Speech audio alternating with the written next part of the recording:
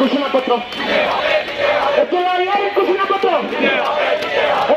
হত্যাকাণ্ড ঘটিয়েছে ষড়যন্ত্রের মাধ্যমে আমলে পৃথিবীর কোন যুদ্ধে, কোন দেশের কোন যুদ্ধে এক দেশে 57 জন চৌকস দেশপ্রেমিক সেনাবাহিনী অফিসার মারা যাওয়ার ইতিহাস নাই, এক্সেপ্ট বাংলাদেশ।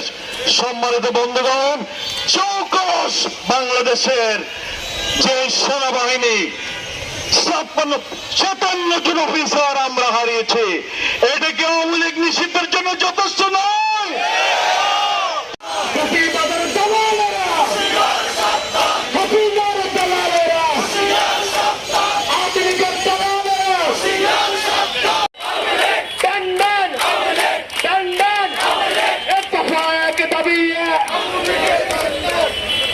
স্বৈরাচারের দালালেরা, আওয়ামী লীগের দালালেরা